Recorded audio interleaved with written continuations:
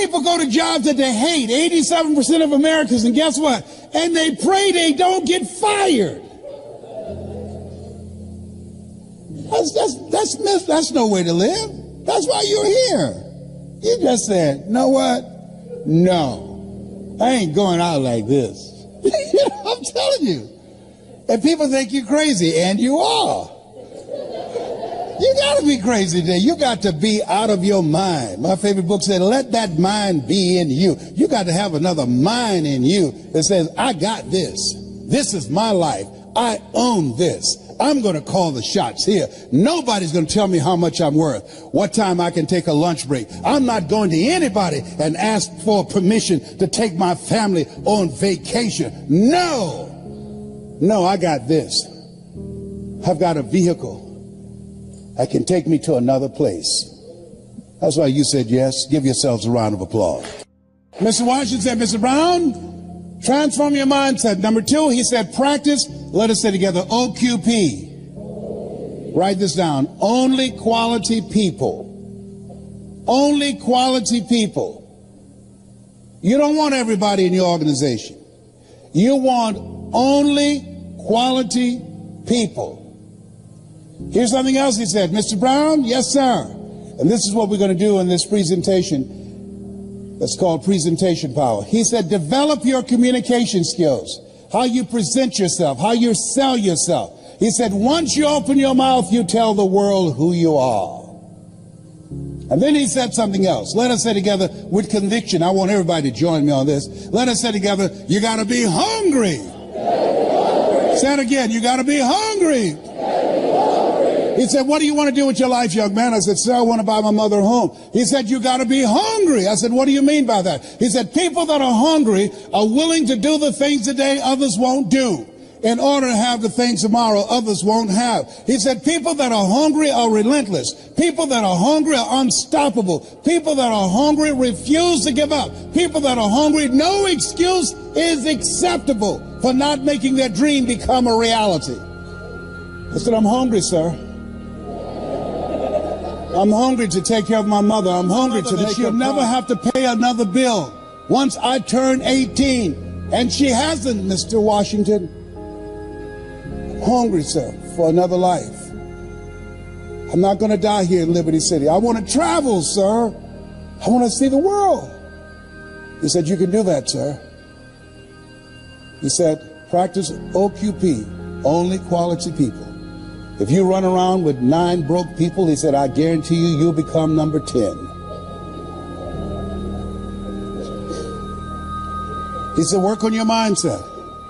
Listen to these audio programs I'm giving you every day. Glenn Turner, Dare to Be Great, every day. Dr. Norman Vincent Peale, Jim Rohn, every day. Zig Ziglar, program your mind, Mr. Brown. He said, how do you plan to buy your mother a home? I said, sir, I want to become a disc jockey. He said, is that right? I said, yes, sir. He said, good. He said, work on your mind. Here are my car keys. What do you want me to do with this? At lunchtime, go in my car, turn on the radio, and listen to Paul Harvey. Why? He's the world's greatest communicator. You want to be successful? Yes, sir. He says, listen and study people that are great communicators. That's the key to controlling your future. I said, but that's at lunchtime. In order to be successful, you got to be hungry. You got to be willing to do the things today others won't do. Are you willing to do that to be successful? To buy your mother home? Yes, sir. Yes, sir. And that's what you have done. You've got some goals that you want to achieve. There's some things that you want to do.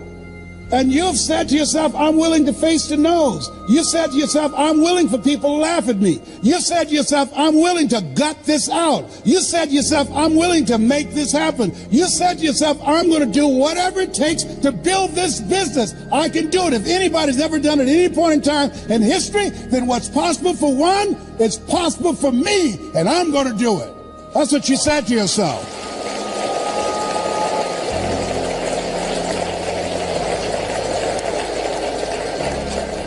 He said, listen to Paul Harvey every day. So you want to be a disc jockey? Yes, sir. He said, I want you to create your format. What will your personality be? What style are you going to have? I said, wait a minute, sir. I want to be a disc jockey, but I don't have a job yet. And then he said something. He said, it's better to be prepared for an opportunity and not have one than to have an opportunity and not be prepared. He said, you got to expect to become successful. Let us say together, I expect to win. I expect to increase my recruitment. I expect to be a great presenter. I expect to become a millionaire. It's my time. It's possible. It's necessary. It's me. It's hard. It's worth it. Nietzsche said, if you know the why for living, you can endure almost anyhow. Your homework assignment is write down 5 reasons that will make it worth it for you.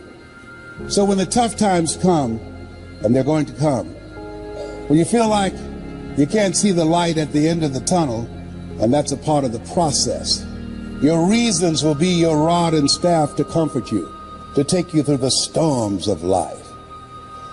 He told me, you want to be a disc jockey? Practice on your communication skills. Visualize yourself talking to thousands of people, Mr. Brown. See yourself on stage presenting. Be willing to invest in yourself. Warren Buffett was being interviewed by a financial analyst on CNN. They said, what's the most important investment a person can make today? Warren Buffett, a billionaire, has billions of dollars in the stock market, billions of dollars in real estate. He looked at the reporter and said, the most important investment you can make is in yourself. The reason you're here, the reason you invested your money, your time and energy and transportation and the room and all the costs in a so-called tough economy, because you have the mindset of a billionaire. You know, investing in yourself, you are your most treasured asset. Give yourselves a round of applause. Come on, bring energy level up.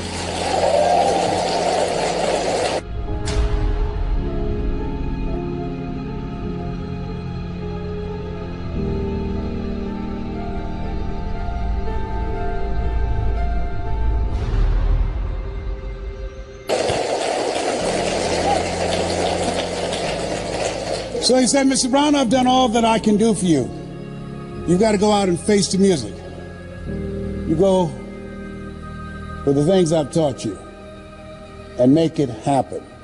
I went to WMVM radio station on Miami Beach. Milton Butterball Smith was the program director. Hello, Mr. Butterball. My name is Les Brown, sir. I like to be a disc jockey. He said, young man, you have any journalism in your background? No, sir, I don't. You have any experience in broadcasting? No, sir, I don't, but I practice every day. Let me audition for you. Let me show you how good I am. He says, no, we don't have any job for you. How many have been rejected? Raise your hands, please. I was devastated with rejection. I went back, Mr. Washington. I said, Mr. Washington. They said, no. He said, don't take it personally. Most people are so negative, they have to say no 7 times before they say yes. He said, you got to be hungry. Go back again. I said, yes, sir. I went back again. Hello, Mr. Butterball. How are you, sir? My name is Les Brown, sir. I like to be a disc jockey. He said, I know what your name is. Weren't you here yesterday? Yes, sir. Didn't I tell you no yesterday? Yes, sir. He said, then why are you back today? I said, well, sir, I didn't know whether or not somebody was laid off or somebody was fired, sir. Don't want to laid off or fired. Now get on out of here. I came back the next day, talking loud, looking happy, like I was singing for the first time. I said, hello, Mr. Butterball. How are you? My name is Les Brown, sir. I like to be a disc jockey. He said, I know what your name is. Weren't you here the last 2 days? I said, yes, sir. Didn't I tell you no the last 2 days? I said, yes, sir. He said, then why are you back today? I said, sir, I didn't know whether or not someone got sick or someone died, sir. He said, no one got sick or died. No one was laid off or fired. Now don't you come back here again. I came back the next day, talking loud, looking happy, like I was singing for the first time. I said, hello, Mr. Butterball. How are you? He looked at me with rage. He said, go get me some coffee. I said, yes, sir.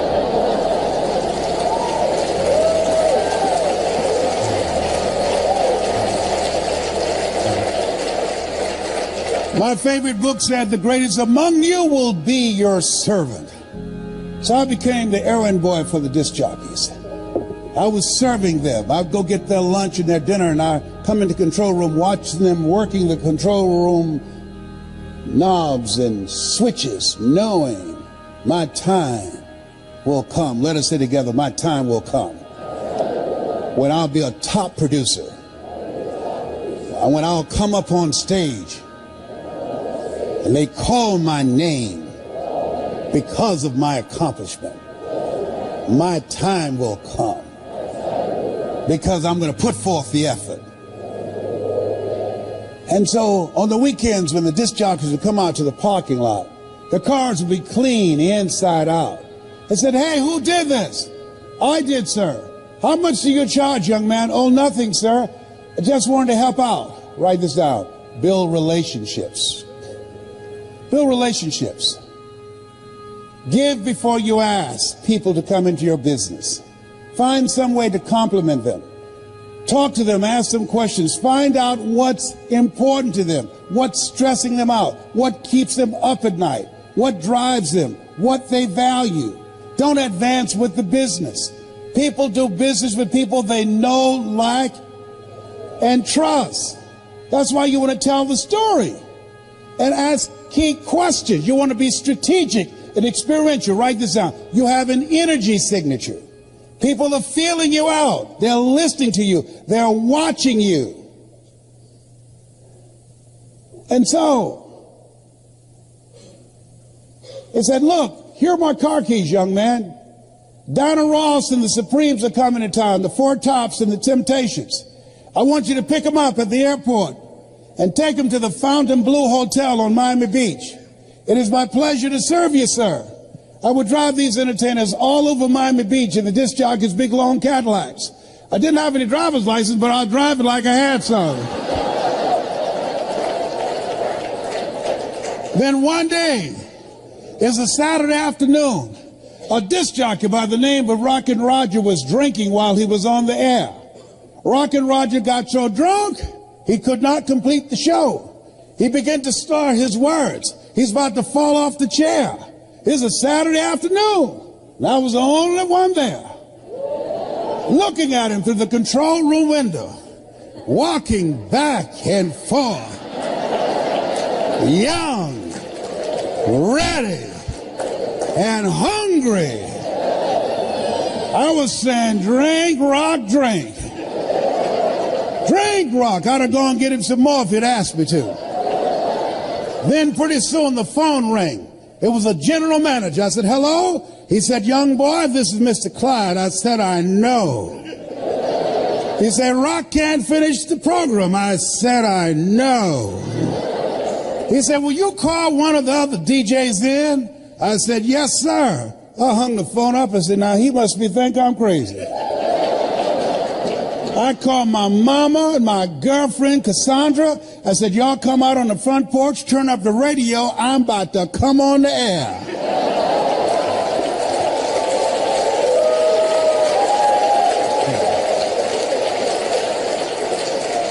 I waited for about 20 minutes and I called him back. I said, Mr. Klein, I can't find nobody. He said, young boy, you know how to work the controls? I said, yes, sir. He said, go on there and segue the records, but don't you say nothing here.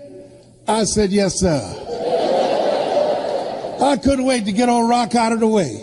I put on a fast record. I said, look out, this is me, LB, Triple P. Les Brown, your platter playing papa. There were none before me, and there will be none after me. Therefore, that makes me the one and only. Young and single and love to mingle. Certified, bona fide, duly qualified to bring you satisfaction and a whole lot of action. Look out, baby, I'm your love man. I was hungry. Give the old man a round of applause. I was hungry.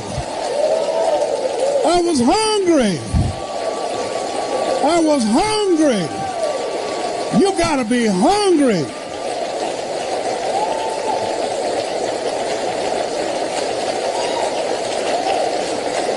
Shake someone's hand on your right and left and say, you gotta be hungry. Do that right now. Shake somebody else's hand. Say, you gotta be hungry.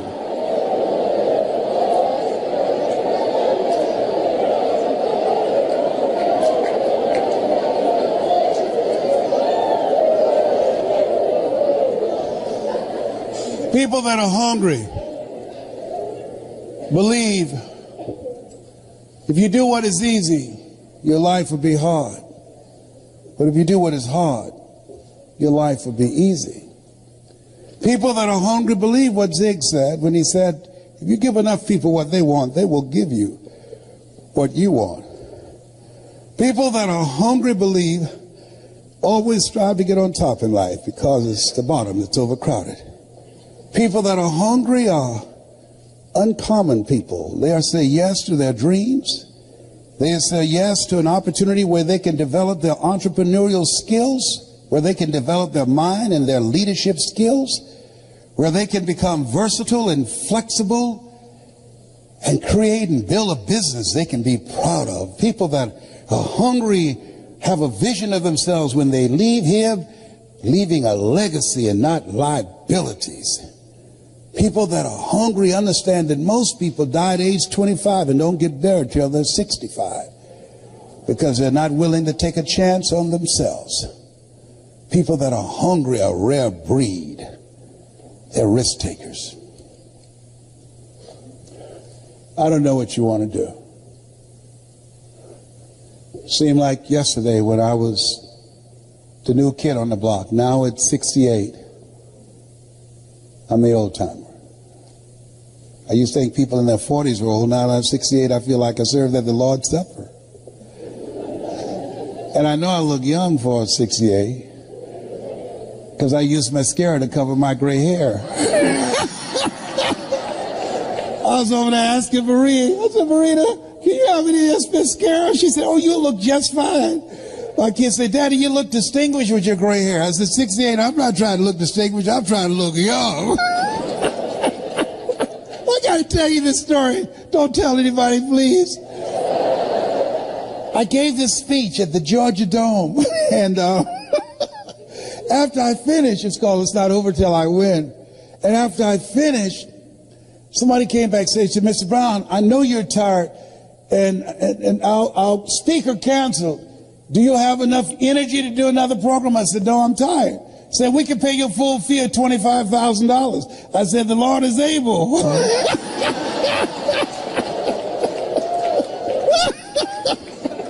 So they took me over to the Georgia World Congress Center, and it was an intimate setting. People were very close to the stage. So I looked in the room, and then I went to the restroom and got my little Mademoiselle mascara out to cover my grain, you know, have a mustache and everything. So I came in the room. The lady wanted everybody to know that she knew me. So she said, there he is, Les Brown. I came up on the stage. She holds her cheek out for me to kiss it. I kissed her on the cheek and left this big black smudge on her face. I said, oh, my God. So I didn't know what to do, so I just sat down. So the people down front started saying, there's something on your face. She looks at me. She said, what are they saying? I said, I don't know. Then one nosy lady went over there, opened up her pocketbook, and gave her a mirror. Now, nobody asked her to do that. Getting in the Kool-Aid, don't know the flavor. She looks and see the big black smudge on her face. She said, how did this get here? I said, I don't know. You think maybe some of this rubs off? Well, the reason I'm telling you this, don't worry if I kiss you today, because Marie said, you don't need it. You'll be just fine. You look distinguished. Whatever.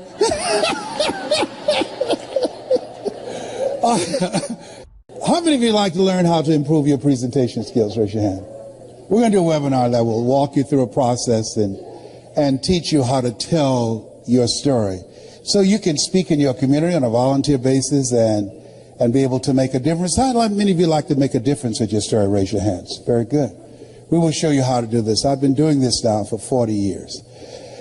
I love and admire Eric Worrier for who he is, me as a friend, but the passion that he has in giving you the tools that you need, not just the mindset, but the skill set of what it takes to build a strong multi-level marketing business. I can tell you, based upon my experience, and he's not paying me to be here. He's got a blue light special going on up in here. This is my friend that I love him. There are a few people who can call me, and I'll get on a flight and only had 4 hours of sleep to come in and speak. I was very subdued and conservative today, but I love and admire him. I'd like to leave this with you. After leaving Zig's memorial yesterday, who was a great man, who contributed so much to so many people. I said, God, let me touch and change millions of people's lives like Zig has done. Let me make my mark like he made an incredible mark. Let me touch hearts and minds like he touched me when I first saw him. And I drove many miles, 400 and 500 miles, to see him and Jim Rohn and Dr. Norman Vincent Peale and Charlie Tremendous Jones. Let me be an instrument to give people hope, to inspire them to expand their skill set, to encourage them to create collaborative, achievement-driven, supportive relationships. God,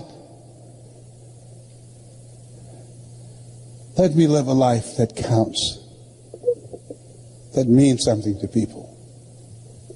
God, help me to be able to inspire people like Mr. Washington inspired me, like Mike Williams, my mentor for the past 43 years, who saw something in me I could not see in myself, who believed in me when I didn't believe in myself. Please let me live a life that matters. I want to leave this with you. At this stage of my life,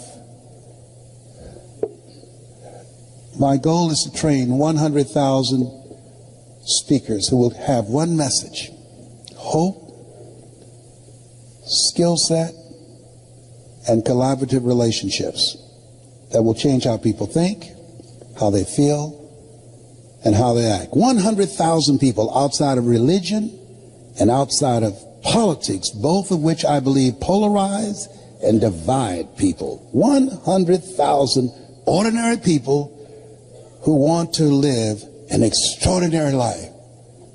God, give me the stamina and the vision to use my gift that you have given me to work with people who are hungry to make their lives count. I want to leave this with you that my mother used to love to say to me when she was in pain. Leslie, yes ma'am, come in here. Yes ma'am, mama. What is it, baby? Say that thing for me, boy. That makes me feel good. Yes ma'am, mama. My mother's dream was to raise 7 children she didn't have, to make sure we had a roof over our head and food on the table. And she never failed. We never went to sleep hungry.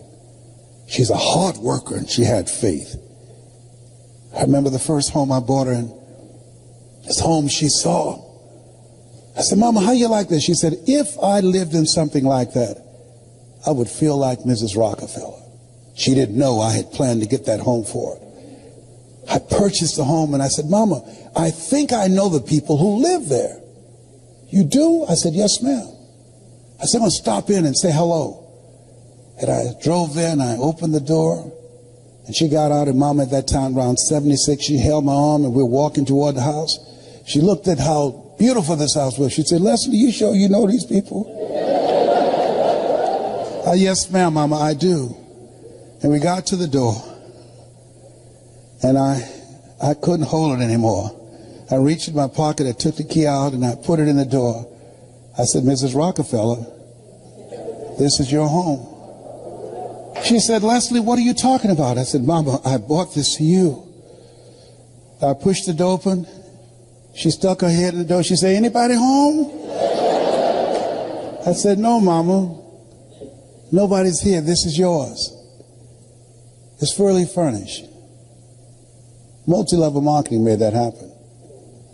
This is going to happen for you. It's already happened for some of you. Mama has since passed. She was born on November the 6th, just like Zig. I remember her walking around the house looking and said, thank you, Jesus. Thank you, Jesus. And Leslie, you were such a problem kid. You were so crazy. I said, I know, Mama, but I'm rich now.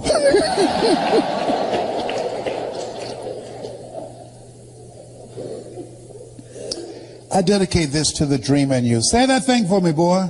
Yes, ma'am.